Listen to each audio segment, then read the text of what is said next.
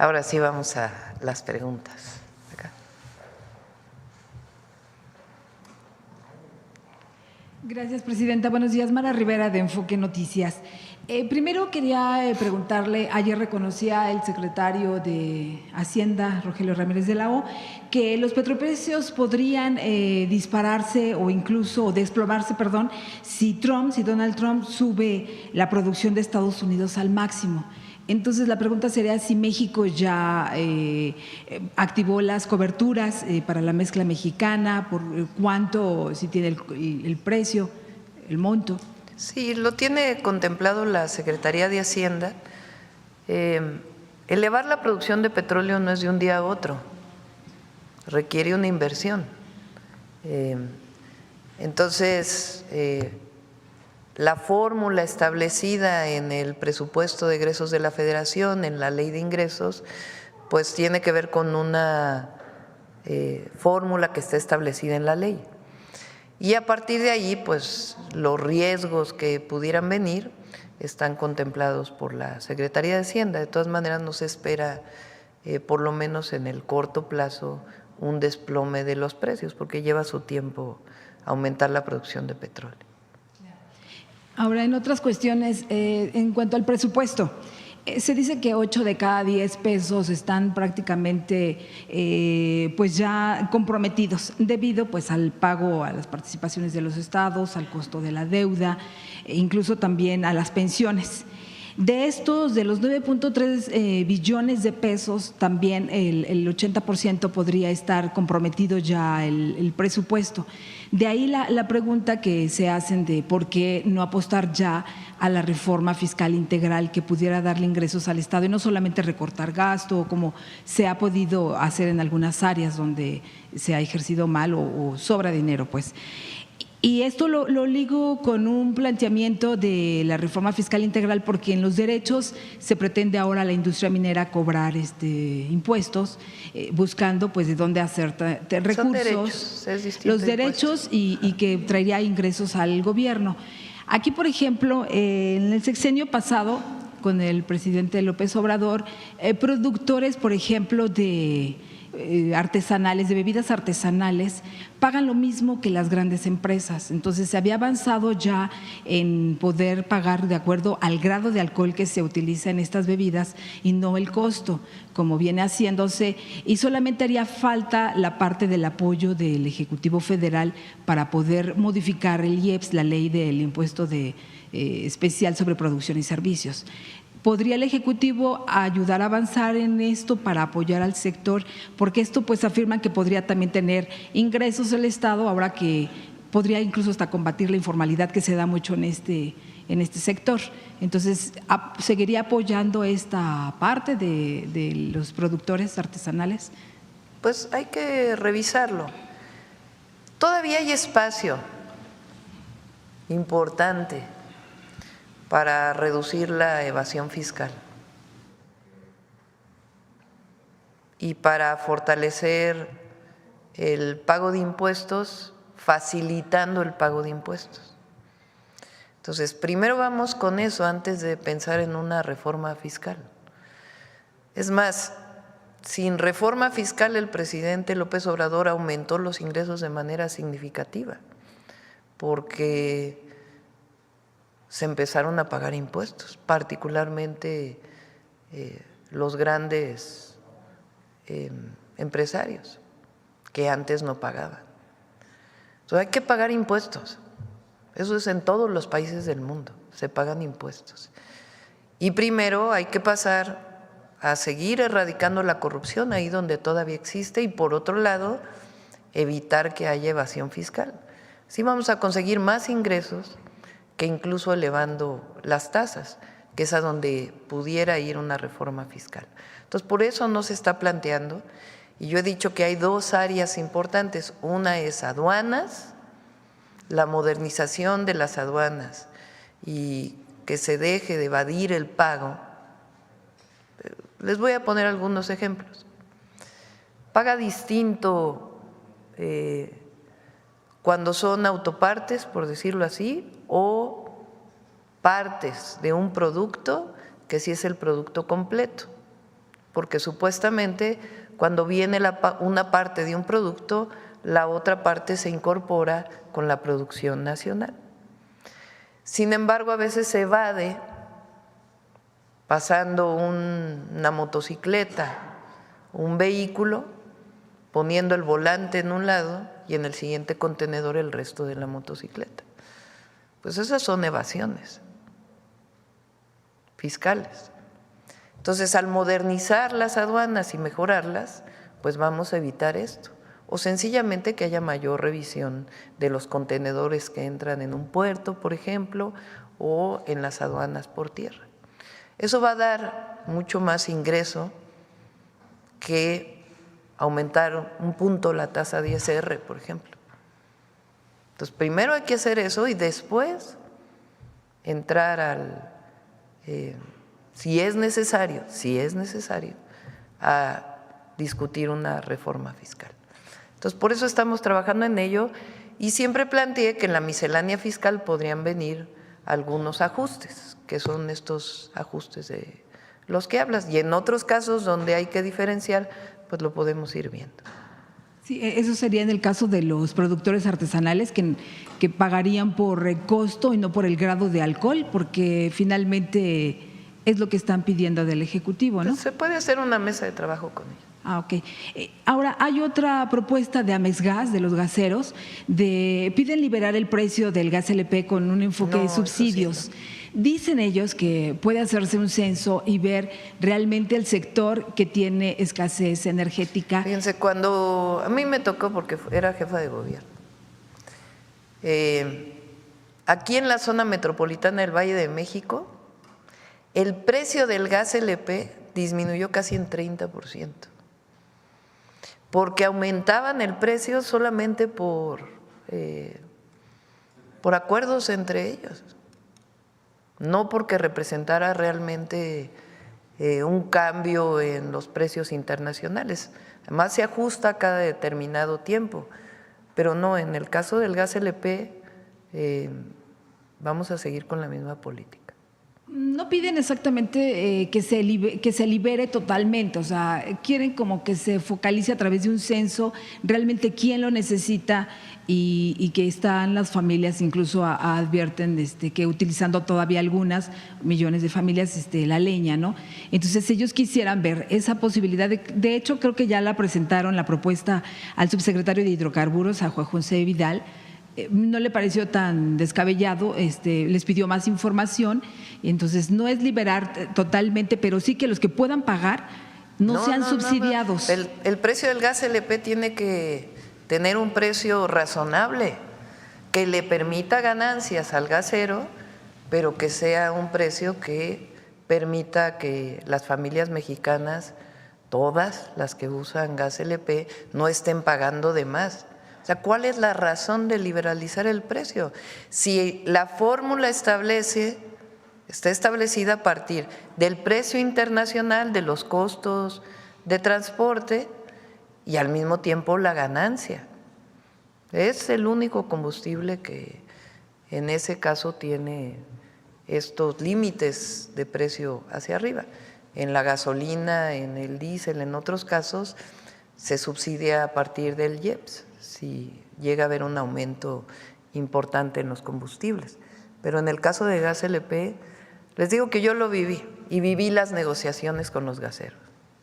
Inclusive les ayudamos porque había mucha repartición de gas no registrada, vamos a ponerlo así, y en temas de seguridad y otros temas se les apoyó y en eso se les puede seguir apoyando. Pero nosotros tenemos una responsabilidad y ellos también, con la economía popular. Okay, entonces ricos y pobres seguirán recibiendo el subsidio. No es un subsidio, no hay subsidio, es un precio máximo establecido a partir de una fórmula que limita el que los gaseros, los comercializadores de gas LP eleven los precios sin ningún límite. Entonces, vamos a seguir con la misma política. Muy bien, bueno, gracias, presidente.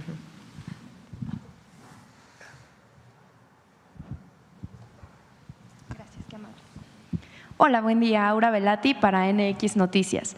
¿Considera usted que el impacto que ha tenido que las niñas y las mujeres vean que usted llegó a la presidencia 200 años por primera vez, una mujer en la presidencia, qué impacto cree que haya tenido como la niña de Chiapas que le hizo honor a usted? Sí, es un símbolo que transforma las conciencias. No es suficiente con el símbolo, hay que hacer políticas, hay que cambiar la Constitución, la legislación y desarrollar acciones de protección e impulso a los derechos de las mujeres. Pero es un símbolo. Una niña, cuando ve a una presidenta, pues evidentemente se puede imaginar que ella también puede ser presidenta. Entonces, y se nota cuando voy a las comunidades, es una alegría enorme de todas y todos, pero en particular de las niñas y las jóvenes que ven reflejada en la figura de la presidenta un anhelo, y eso representa un cambio en la conciencia, y no solamente en las niñas, en los niños también, en los hombres también. Es una transformación cultural, y por eso nosotros tenemos que enaltecer, empoderar a las mujeres. Esa es mi responsabilidad como mujer presidenta. No solo que sea un símbolo que esté la mujer ahí, sino que además, entre todos y todas, transformemos la realidad de las mujeres en nuestro país. Muchas gracias. ¿Podría adelantarnos algunos elementos que contendrá la cartilla que nos proveerán a todas las mujeres en el país? ¿La cartilla de derechos? Sí, muy pronto ya la vamos a presentar, se está elaborando y tiene que ver con estas visiones y también conciencia. Les voy a poner un ejemplo. A veces en las familias se repiten patrones en donde la niña a la hora de la comida levanta los platos y los lleva a lavar y el niño no, como si fuera obligación de las niñas hacerlo y de los niños no. Pues una tarea de todas y todos contribuir en el trabajo del hogar. Entonces, estas conductas que a veces pasan de familia en familia, tienen un impacto en la vida de las personas. El que a una niña siempre se le dé una muñeca y no un carrito de regalo, y al niño no le permitan tener una muñeca porque a lo mejor se ve como que ay, vas a ser niña, cuando no, es parte de la vida. Los niños también pueden jugar con muñecas, muñecos, y las niñas pueden jugar con carritos. Algo tan sencillo como eso puede impactar en la vida de una niña hacia adelante. Tú no puedes jugar con esto, tú no puedes jugar canicas, tú no puedes. Y eso limita el sueño de una niña y eso ya influye hacia adelante. Entonces, la cartilla tiene que ver con derechos plasmados en la Constitución, en las leyes, con qué significa la igualdad, pero también con hacer esta visualización de prejuicios en la sociedad que impactan en la desigualdad o en la igualdad. Esa es la cartilla. Sobre todo la equidad de género, ¿no? Sí. Muchas gracias. ¿Nos podría regalar su opinión sobre el triunfo presidencial de Yamandu Orsi en Uruguay? Yo sé que ya lo comentó sí, por redes sociales, pero ampliamente. Felicidades al pueblo de Uruguay, felicidades al Frente Amplio. Es pues el regreso del Frente Amplio Uruguay, es una opción progresista, de justicia social, que se suma a lo que hay en América Latina. Entonces, muchas felicidades, estamos contentos. Muchísimas gracias, un gusto. Gracias. Bueno, ¿quién sigue acá?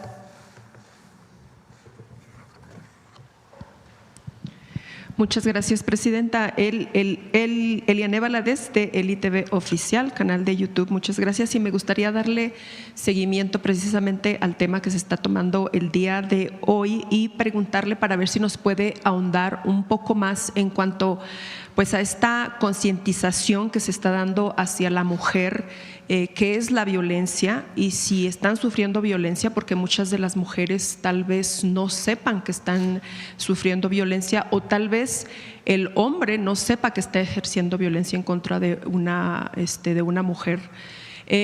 Quisiera preguntarle a usted o a Citlali si esta cartilla puede incluir o incluye formas de poder informar, de poder guiar o de poder concientizar también al hombre a la vez que se va a concientizar a la mujer, ¿verdad? Porque pues ahorita las mujeres se están concientizando mucho, pero también a veces el hombre no puede entender ese empoderamiento que logra la mujer, ¿no?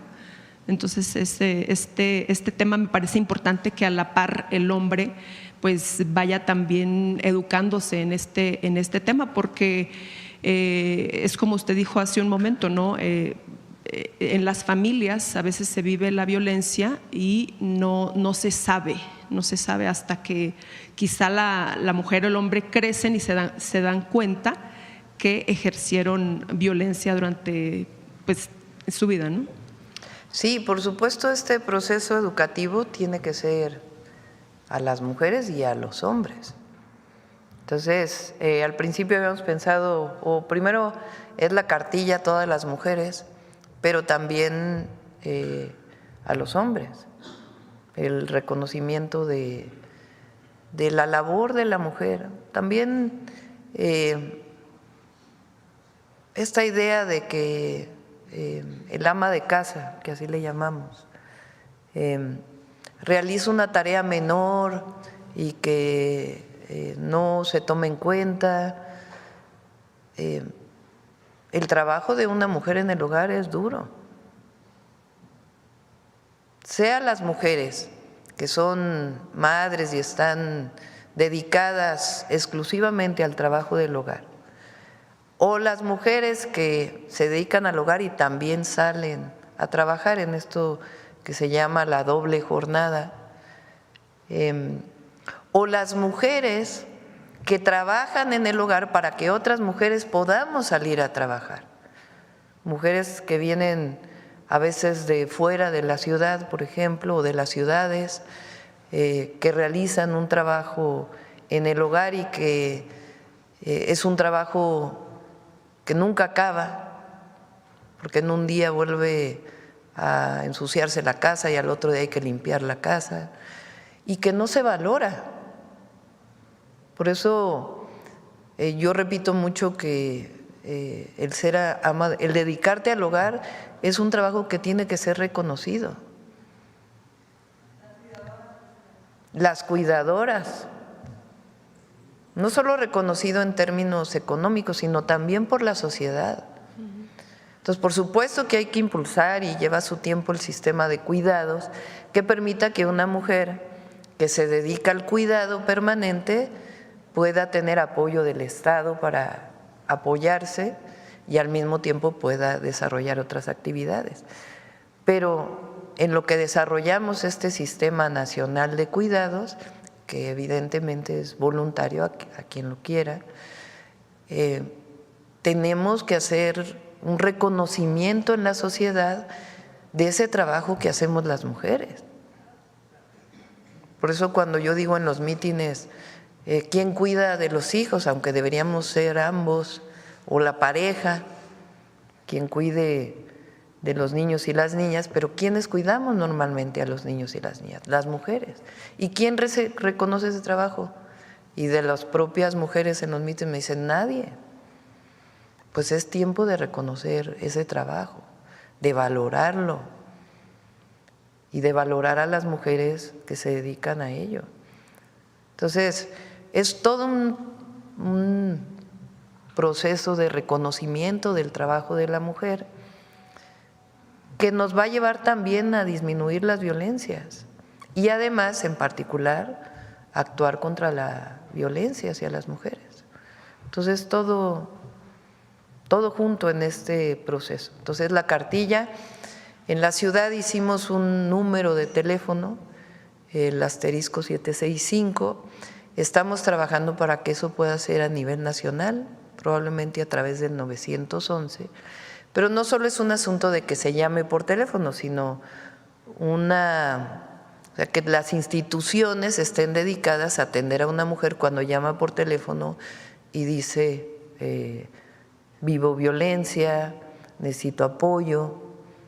Entonces, estamos trabajando en ello para que sea también ya muy pronto parte de esta campaña permanente de Tiempo de Mujeres sin Violencia. Muchas gracias, presidenta. Y por lo que vemos, pues ha sido un éxito, ¿verdad?, el registro para renovar el Poder Judicial. Es increíble porque anoche cuando escuché apenas iban 11,000 y ya veo que son 18,400. Sí, ayer estaba en Michoacán, ahí en el municipio de Álvaro Obregón, y me enviaron un mensaje de que eran 9,000 y un poquito. Y en la noche me enviaron el mensaje de que más de 18,000 personas, a todos aquellos que decían que él iba a ser un fracaso, que una vez más se equivocaron. El pueblo de México está consciente, activo, y este registro pues es muestra de ello. Y el Poder Judicial se va a transformar para bien. Sí, entonces mi pregunta va relacionada con esto. Ya son 18,447 que se han registrado, un éxito. ¿Espera también que sea un éxito el 1 de junio del 2025? ¿Y cuál es el porcentaje del electorado que ustedes como gobierno calculan que salgan a participar a las urnas en ese día? Pues nos va a tocar a todas y a todos promover la votación. A quien esté participando pues le corresponde su promoción, y además pues no va a recibir recursos, sino es una promoción a través de volantes de sus propias redes sociales. Vamos a abrir los canales públicos para que puedan tener espacio para poder participar. Va a ser públicas las audiencias a través de redes sociales, las entrevistas. Y a todas y a todos nos corresponde promover la votación. Entonces, yo creo que va a participar mucha gente. No. ¿Sigue la misma fecha? El INE ya se reunió con la secretaria de Gobernación y plantearon que tienen los tiempos cortos, pero que es factible desarrollar la votación. ¿Y el presupuesto es En eso están trabajando también con la Secretaría de Gobernación y pues evidentemente ahí primero con la Comisión de Presupuesto y después ya con la Cámara de Diputados. Ok, ya por último, presidenta, una petición que le hacen 35 jóvenes entre la edad de 8 a 14 años de edad que son seleccionados mexicanos de fútbol americano. La selección hizo la gestión de visa para el torneo que se llevará a cabo en Las Vegas del 26 al 1 de diciembre, y ya pues habían hecho la gestión para tener una cita, mas sin embargo pues no fue posible y querían saber si a través de usted y pues Relaciones Exteriores podían otorgarles una visa especial para poder atender a este torneo, pues donde pues demostrarán ahora sí que el talento mexicano. Sí, con Adriana a ver si nos apoyan para que… Y le avisamos a Relaciones Exteriores. Le damos los datos. Muchas gracias. Gracias. A ver, acá. Sí.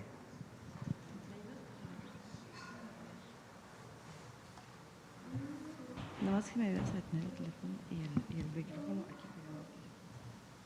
Muy buenos días, Presidenta Sheinbaum. A usted y a todas las personas presentes. Mi nombre es Daniel Robles Aro y en esta ocasión he sido acreditado por parte de la revista Yo También, portal dedicado exclusivamente a temas de discapacidad y para el cual colaboro desde hace 2 años. Esto que ustedes escuchan es una voz sintetizada que forma parte de mi sistema de comunicación alternativa y aumentativa. No es magia. Es tecnología que espero muy pronto esté al alcance de quien lo necesite. Tengo 3 planteamientos concretos para usted, si me lo permite.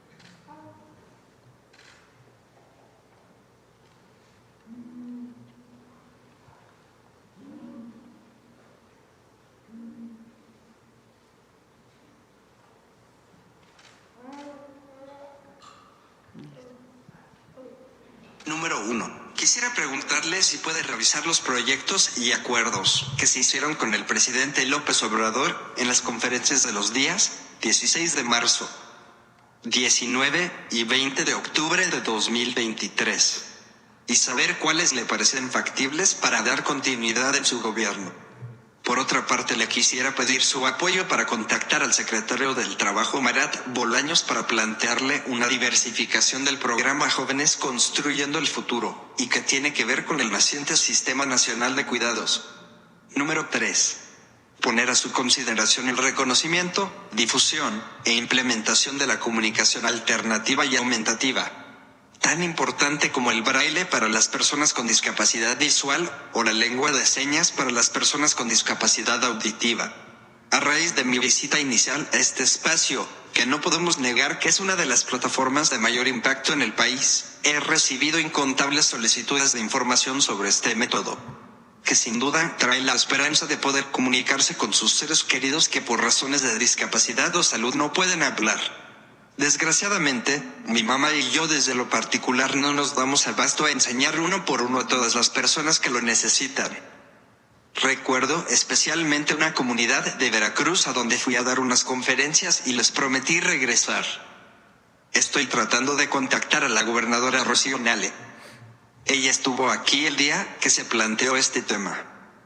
16 de marzo de 2023. Señora Presidenta, la verdad no me gusta hacer comparaciones con otros países. Le propongo valor este tema, que puede beneficiar a miles, si no es que a millones de personas con discapacidad y sus familias. La comunicación es un derecho vital. Y como le dije al entonces presidente López Obrador, yo creo que pocas cosas son tan terribles para cualquier ser humano pensante y consciente de sí mismo, como el no tener acceso a expresar sus ideas y necesidades. Desde las más básicas hasta las más complejas. Un tablero de comunicación puede incluso salvar la vida y la integridad de una persona. Porque también sirve, por ejemplo, para denunciar un abuso. Y las personas con discapacidad, créame, estamos entre la población más vulnerable. Especialmente niñas y mujeres. Si en algo puedo apoyar, aquí estaré 3 días. Con muchísimo gusto, y si usted me lo permite, yo puedo traer mañana o pasado una presentación lo más clara y breve posible sobre este tema. Que por cierto, y como todos los temas sobre discapacidad, merecen un espacio aquí cada semana. Usted dice que lo que no se nombra no existe. Y las personas con discapacidad existimos y merecemos ser nombradas en todo contexto. Somos personas. Ni más ni menos. Tenemos que ver con temas de salud, de economía, de trabajo, de turismo, de cultura, de talento, de política, por supuesto. Hablar con naturalidad de discapacidad es abonar a la construcción de un país informado, consciente, vanguardista y humanista. Quedo atento a su respuesta. Muchísimas gracias. Muchas gracias, Daniel. De los acuerdos que tomaron con el presidente López Obrador, había un espacio, si mal no me equivoco, que iba a ser donado, hasta donde entiendo fue donado a Teletón, y a partir de ahí le damos seguimiento, le doy seguimiento personal a esto. y algunas otras solicitudes que habían hecho que incluso platicamos de manera personal y que con gusto las atendemos. Entonces, le damos seguimiento ahí, si me ayudas, Paulina, para que le demos seguimiento a las solicitudes. Y con gusto, en estos días con Marat y con otros secretarios, nos sentamos para poder atenderlos. Y la otra es esta parte de la comunicación. Bueno, Rocío Nale también hablamos con ella, por supuesto. Ella toma posesión el 1 de diciembre. Y sobre lo de comunicación, si quieren hablamos con que esté en la misma reunión Pepe Merino de la Agencia de Transformación Digital para ver de qué manera podemos… Sí, de acuerdo, sí, nos ponemos de acuerdo para que un equipo de secretarios los pueda atender y podamos darle seguimiento. Muchas gracias. E incorporamos el tema de discapacidad en las mañaneras, en estos videos, estas secciones que tenemos. Muchas gracias por venir.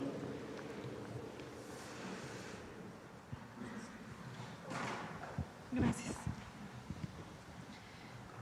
Buenos días, Presidenta. Buenos días a todos. Aurora Castillejos, de SPR Canal 14 y Altavoz Radio. Presidenta, preguntarle cuál es la importancia de la operación que inició el viernes pasado y que se llevó a 7 autoridades detenidas, a 7 funcionarios del Estado de México, incluyendo a una alcaldesa, a directores y a responsables de seguridad pública en igual número de municipios.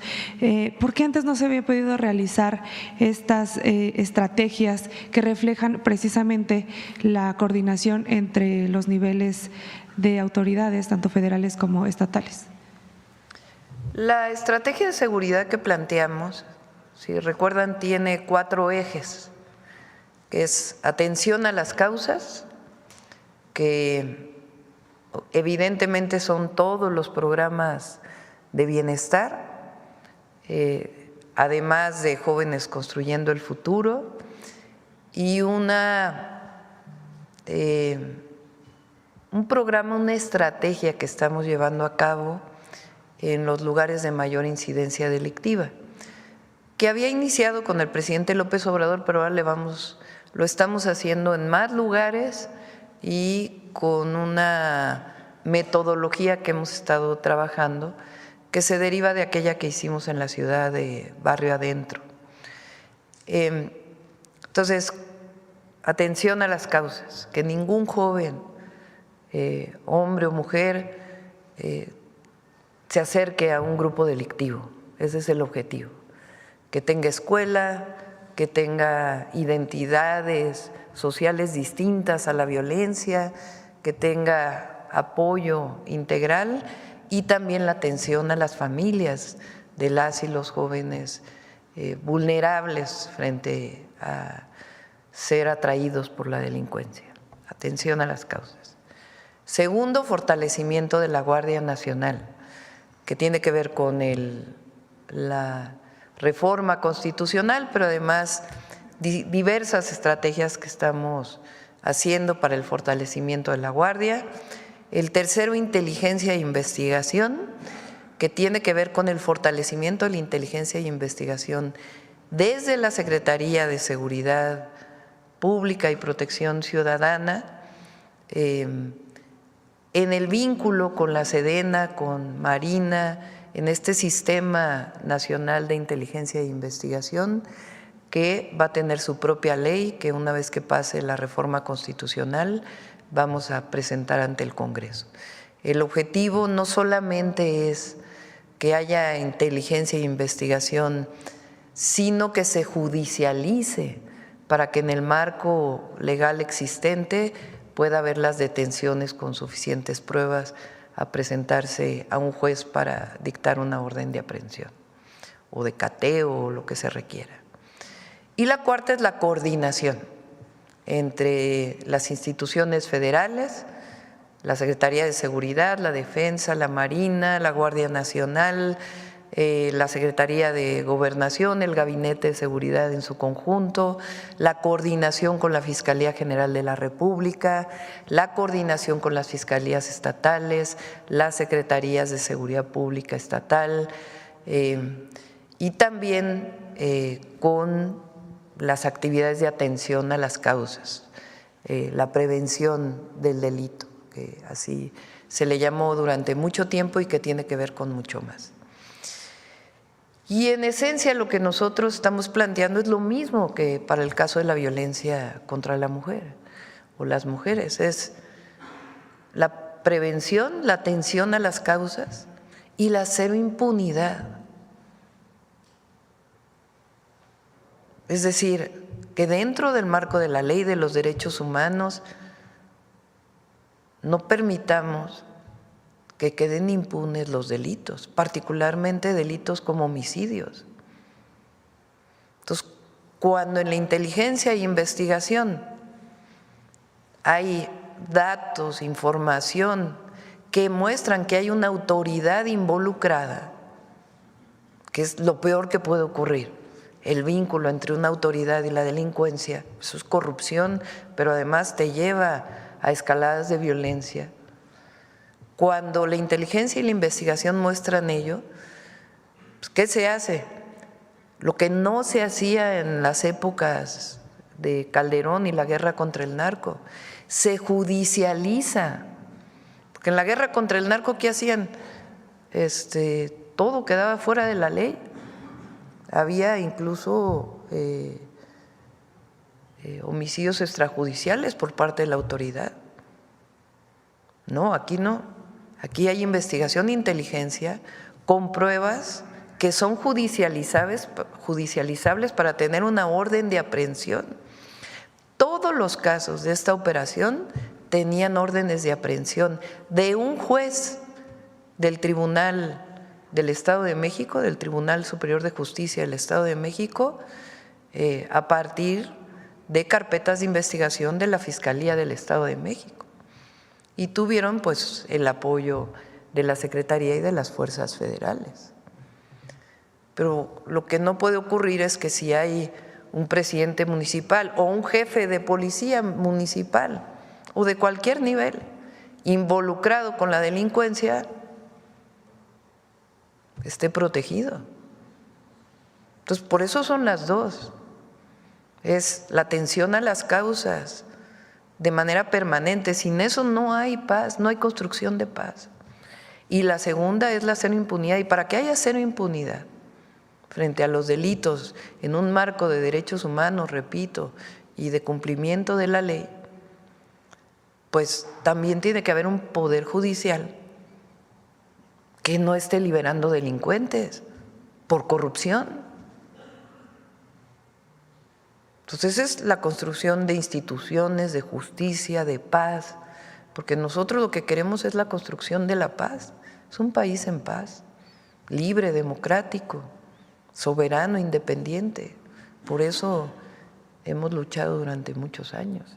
Entonces esta operación tuvo que ver con eso, es una investigación que venía de antes, se pidió apoyo a la Secretaría y a partir de ahí pues se trabajó y pues es el resultado de estas detenciones.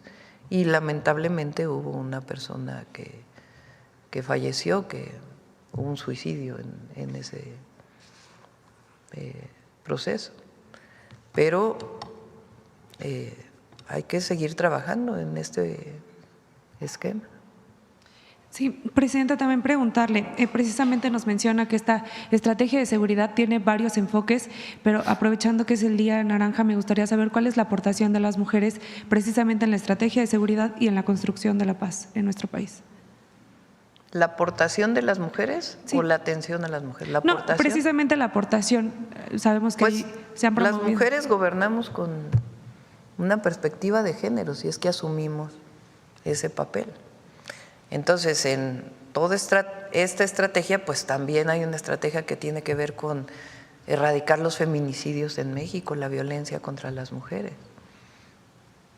Entonces hay una perspectiva de género que hoy está en la Constitución. Y además, pues también hay que decirlo, hay una visión desde una perspectiva de mujer en toda esta estrategia. Finalmente, perdón, me gustaría preguntarle si hay alguna estrategia, comienzan los frentes fríos, me gustaría saber si hay algún tipo de estrategia para las personas más vulnerables. Sí, lo está trabajando Protección Civil y normalmente se coordina con los estados, que son quienes tienen distintas acciones, pero está Protección Civil ahí. Gracias, doctora. Gracias.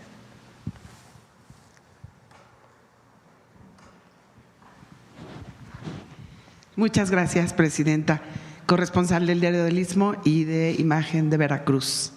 Desde el 13 de diciembre de 2017, la Comisión Nacional para Atender la Violencia contra las Mujeres, CONAVIM, decretó una alerta de violencia contra las mujeres por agravio comparado en el estado de Veracruz. Si bien se han solventado algunos puntos de la alerta, como derogar el delito del aborto en el Código Penal y bueno, lo del artículo 4, persisten serias deficiencias en la previsión de servicios de salud para la interrupción legal del embarazo, especialmente en algunos servicios de salud pública. Hay una petición específica de la Red de Mujeres Feministas del Estado de Veracruz que quiero mencionárselas a ver si es posible. En la número 1 solicitan que los 39 módulos de especializados para la atención de la violencia y aborto seguro del Estado refieran a las usuarias a los hospitales de segundo y tercer nivel de atención para la aplicación de la NOM 046 y para el acceso a la interrupción legal y voluntaria del embarazo. Y número 2, que desde la Federación se garantice que los hospitales de segundo y tercer nivel cuenten con los medicamentos necesarios para la atención del aborto seguro, para así cumplir con las recomendaciones en materia de salud.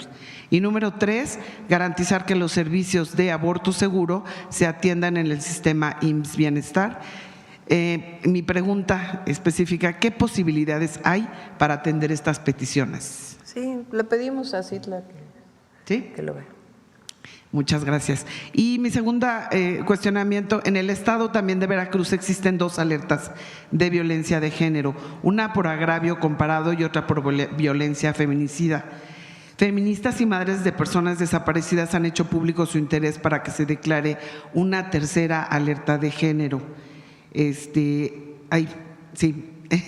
Por desaparición de mujeres específicamente. ¿Se daría seguimiento a esta solicitud? ¿Qué pasará con las medidas para el cumplimiento de las otras 2 alertas que ya se hicieron y que están activas desde 2016 y 2017? Sí. CONAVIM ahora va a ser parte de la Secretaría de las Mujeres. Y una de las tareas que hemos platicado con Citlali, con el equipo, con Ingrid, con las demás compañeras, es que necesitamos revisar las alertas, porque a veces cuando se da la alerta hay una serie de acciones que hay que seguir que no necesariamente te llevan a disminuir violencias. O sea, se vuelven a veces un tema más burocrático, como de papel y no de fondo. Y son medidas y medidas y medidas y medidas y medidas y medidas. Y, por ejemplo, visión transversal en las secretarías de… ¿Ya hay visión transversal? Sí, ya hay visión transversal. Capacitación a ministerios públicos. Se hacen 3 días de capacitación. Capacitación, sí. ¿Y el indicador lo ves? ¿Disminuyeron feminicidios? No. ¿Disminuyeron violencia contra las mujeres sexual, por ejemplo? No. Bueno, entonces, ¿qué tienen que ver las medidas que están explícitas frente a lo que realmente está ocurriendo? Entonces, necesitamos revisar de fondo lo que son las alertas para que tengan resultados. Entonces, no porque no se deba decretar una alerta. En mi caso, por ejemplo, cuando fui jefa de gobierno, decreté la alerta desde el propio gobierno de la ciudad y se decidieron 11 medidas y se les daban seguimiento. Disminuyeron feminicidios y otros temas, y lo que fue muy útil fue la Fiscalía para atender feminicidios en la Fiscalía General de Justicia de la ciudad, porque había una visión muy especial de cómo atender y disminuyó la impunidad. Prácticamente todos los feminicidios cometidos había detenciones, que lamentablemente eran personas cercanas a la víctima. Pero entonces ahora las alertas pues hay que revisar, porque el objetivo pues es disminuir violencia, sino cubrir requisitos, sino realmente transformaciones de fondo. Seriedad. Y mi última, bueno, más que nada es un comentario, como usted lo mencionó, el 1 de diciembre asume el cargo la gobernadora Rocío Nale. Me gustaría saber si va a acompañarla en su Sí, toma ahí de vamos protesta. a estar. ¿Sí va? Sí, sí voy. ¿Y algún mensaje que le quiera enviar a la próxima pues, gobernadora? Es una mujer con muchas convicciones de carácter, que ama a Veracruz, ama a su pueblo y que sé que va a hacer un gran trabajo. Y ahí la vamos a estar apoyando en todo lo que Muchas necesite. gracias. Pudo construir una refinería, imagínense. Sí, efectivamente. Muchas gracias. Gracias.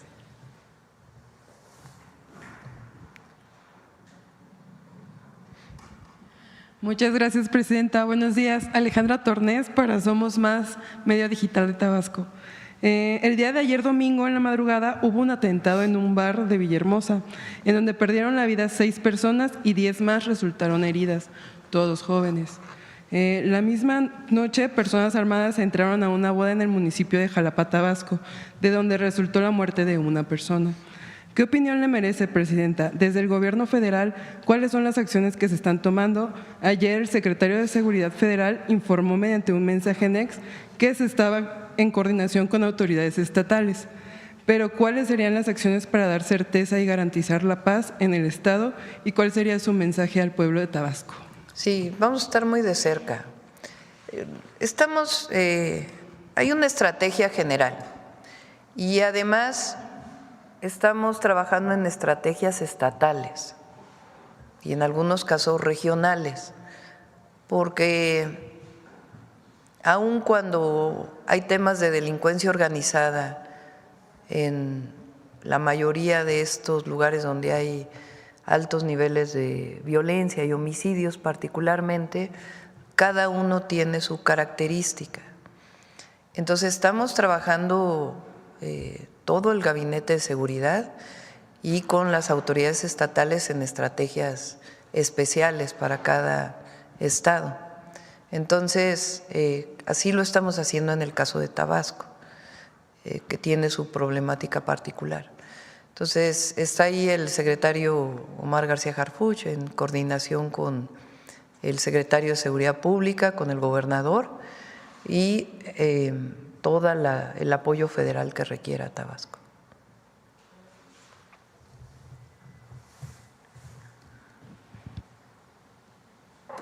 Sí.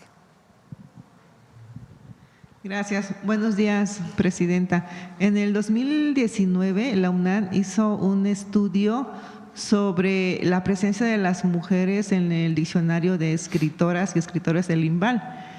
Y el resultado fue que solamente el 26% eran mujeres, es decir, de 2,000 escritores registrados, solamente menos de 600 son mujeres. Y el mismo caso para las escritoras en los libros de primaria y secundaria, solamente hay el 13% de presencia de escritoras mujeres.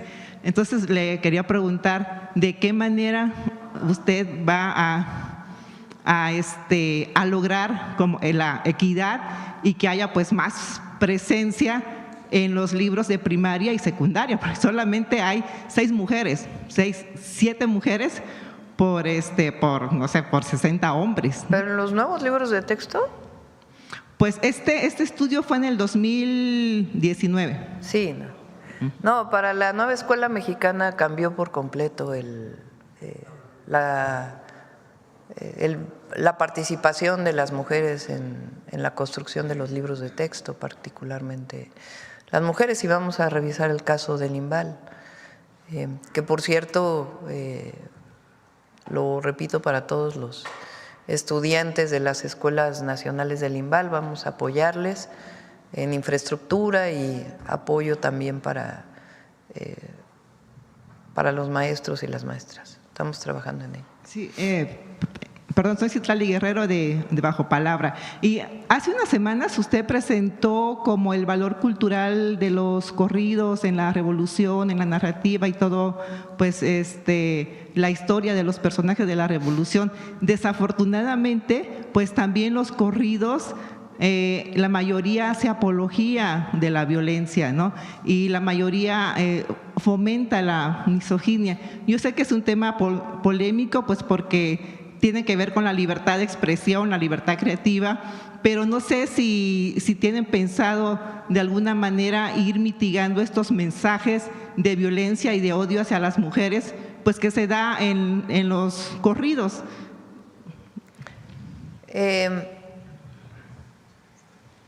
Hace poco estuvimos en Durango y hablábamos, se los adelanto porque ni siquiera lo he platicado con la secretaria de Cultura, pero es uno de los planteamientos que tenemos, poder hacer porque no solamente es apología a la violencia contra las mujeres, sino en general a la violencia y a exaltar formas de vida vinculadas con la delincuencia y con cárteles como si fuera una opción de vida, cuando en realidad es una opción de muerte. Entonces, uno de los planteamientos que tenemos es poder hacer un concurso de bandas, de corridos, que tengan otro contenido en las letras, exaltando otros comportamientos, otras visiones culturales.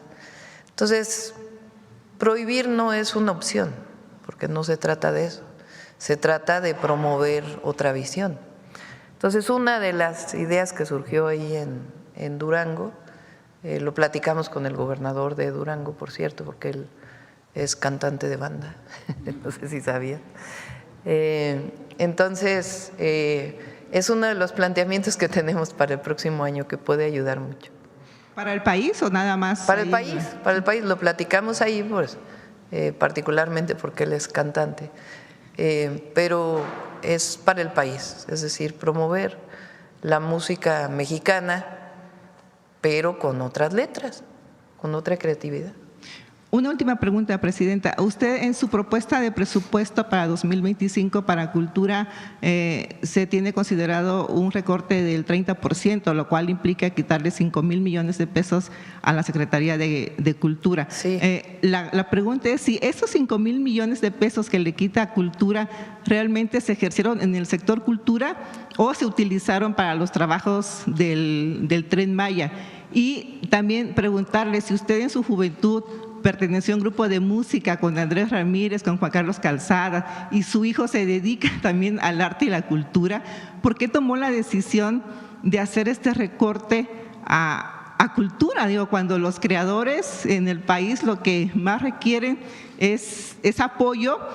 ¿Y qué le diría a esos creadores que le están pidiendo a la Secretaria de Cultura, Claudia Curiel, pues que se pronuncie en contra de este recorte que usted consideró para cultura? Sí, son dos cosas, lo comenté el viernes de la semana pasada. Uno, se terminó el proyecto Chapultepec, que tenía una parte muy importante del presupuesto de cultura. Y dos, nuestro planteamiento es que, y estamos hablando con la presidenta de la Comisión de Presupuesto, es que una parte de lo que disminuya de presupuesto de los organismos autónomos se vaya a cultura.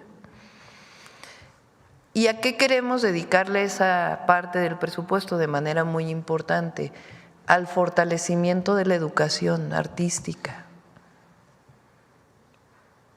¿Cómo? Primero, pues a las escuelas del IMBAL, que son las que tienen muchos rezagos y que requieren mucho apoyo.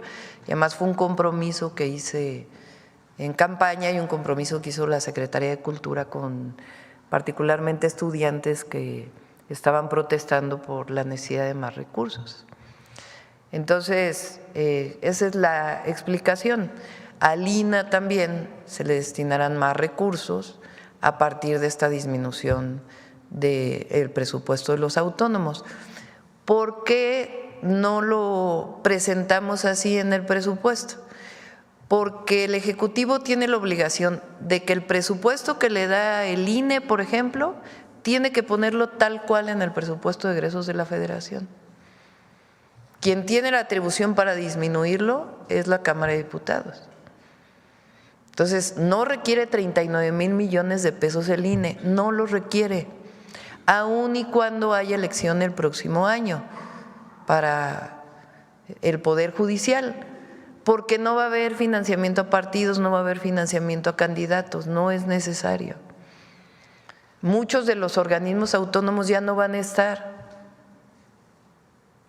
Entonces, nosotros tenemos la obligación de ponerlo en el presupuesto, pero va a disminuir porque se van a integrar a algunas secretarías y además no se requiere tanto presupuesto porque ya no van a viajar al extranjero, ya no van a gastar en antros, ya no van a destinar sus tarjetas American Express para quién sabe qué cosas. Entonces, esa disminución de los organismos autónomos, que no de las funciones sustantivas, se va a cultura y a otras áreas. Entonces, sí lo tenemos en cuenta, ¿no?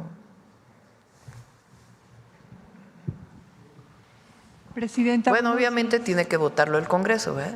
Es la propuesta que le estamos haciendo a la Cámara de Diputados.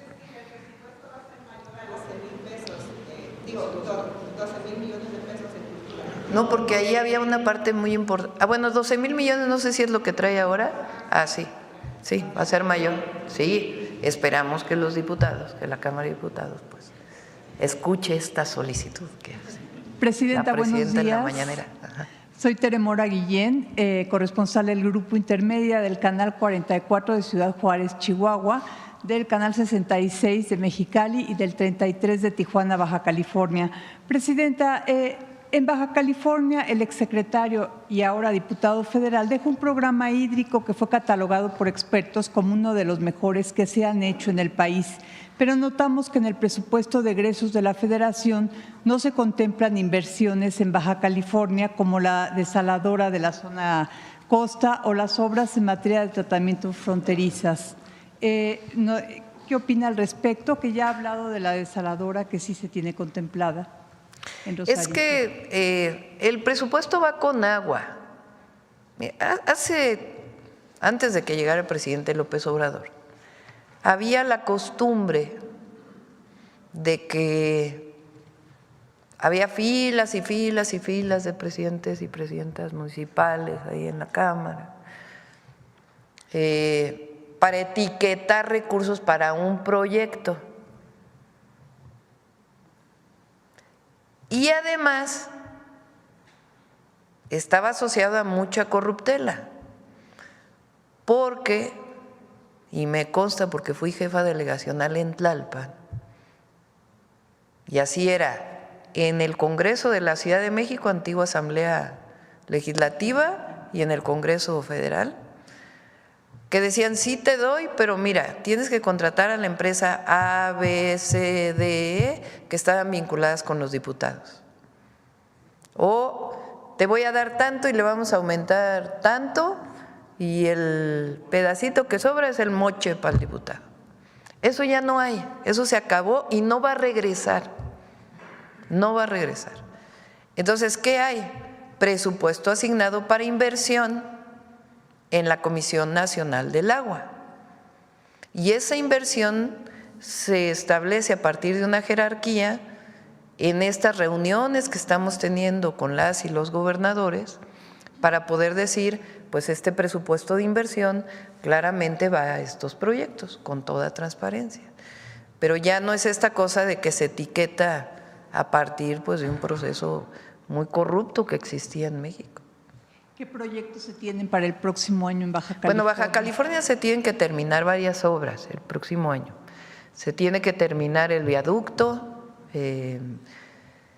la aduana de Otay 2 ya se terminó y se le va a dar pues un uso especial porque esa aduana llega uno así a la línea de la frontera y del otro lado, del lado de California, no hay nada.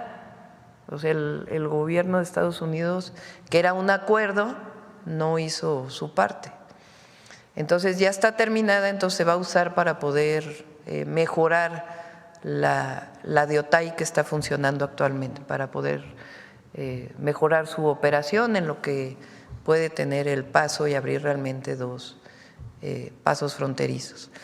Está el viaducto, está eso, está la planta de tratamiento, que también se termina el próximo año, y ahí vamos a hacer la desaladora, vamos a apoyar al gobierno del estado. El gobierno del estado va a poner una parte y nosotros vamos a poner otra. Hoy tenemos un evento muy bonito a las 11 de la mañana donde vienen muchos gobernadores, gobernadoras, ahí en Xochimilco, están todos invitados. En el Parque Ecológico de Xochimilco, que es un parque que cuando fui jefa de gobierno desprivatizamos, estaba abandonado, se recuperó y hoy es un lugar muy bonito. Ahí va a ser el evento, vienen gobernadores, gobernadoras, vienen representantes de distritos de riego, van también empresarios, empresarias, porque se va a hacer esta firma del acuerdo por el uso eficiente y sustentabilidad, o no recuerdo, por el derecho al agua y la sustentabilidad, donde se van a entregar incluso parte de lo que está concesionado por parte de muchos usuarios y se presenta este plan integral que ya fue presentado una parte previamente aquí el jueves de la semana pasada. Entonces, ahí viene la desaladora. Presidenta, otra pregunta. En lugares como Ciudad Juárez, el 60% de la fuerza laboral está en la industria maquiladora. La advertencia de algunas posturas de Donald Trump generan preocupación de afectaciones. ¿Cuál será la postura del Gobierno de México en este sentido? ¿Cómo defenderá su gobierno esta industria y otras áreas de la vida binacional que se veían afectadas ante posturas radicales del próximo presidente estadounidense? Ya lo vamos a presentar aquí en la mañanera de manera ordenada. Vamos a demostrarle con datos muy claros, con fuentes precisas, al gobierno de Estados Unidos y algunos del gobierno de Canadá o de los gobiernos locales, todo lo que aportan las y los mexicanos en Estados Unidos, lo que aportan al consumo, lo que aportan al trabajo, lo que aportan en impuestos, cómo realizan trabajos de primer orden, cómo contribuyen a la economía de Estados Unidos. Vamos a demostrar también cómo Estados Unidos se beneficia de las exportaciones mexicanas, cómo la mayor parte de las inversiones extranjeras directas en México vienen de empresas estadounidenses. Es decir, cómo el tratado complementa y fortalece la economía de Norteamérica y que no es un asunto de competencia entre nosotros, sino al revés, de complemento para fortalecer nuestras economías frente a la competencia a otras zonas del mundo. Y cómo eso tiene que ser parte de una política también hacia el sur. Entonces, todo eso, que lo tenemos documentado claramente, lo vamos a estar planteando permanentemente. De todas maneras, ya si pasan otras cosas, también nos estamos preparando. Presidente, por último, una pregunta. qué deudas hay o qué se va a hacer a favor de las mujeres en el norte del país. Ya estamos por presentar también, Citla lo está trabajando con Zoé Robledo, el programa de centros de cuidado y educación infantil para Ciudad Juárez, lo que antes se llamaba guarderías o estancias infantiles, que era una que conocimos de su corrupción. Ahora vamos a hacer centros de cuidado y educación para las infancias infantiles. Con el IMSS lo estamos trabajando y con el DIF también, en mis 100 puntos planteé que el sistema de cuidados iba a empezar particularmente con el apoyo a las mujeres trabajadoras para el cuidado de sus hijos, cuidado y educación de sus hijos e hijas, en La Maquila, empezando por Ciudad Juárez, porque Ciudad Juárez, México tiene una deuda con las mujeres de Juárez. Y de ahí nos vamos a otros lados con mujeres que trabajan en La Maquila, y también lo estamos trabajando para jornaleras agrícolas, que son de las mujeres más vulnerables del país. Estuve ahora en Colima, ahí es un lugar de jornaleras y jornaleros agrícolas importantes, y hablamos con la gobernadora de cómo estos mismos centros poderlos poner en Colima, iniciar ahí. Y a partir del inicio del trabajo en estos lugares ya nos vamos a otros sitios.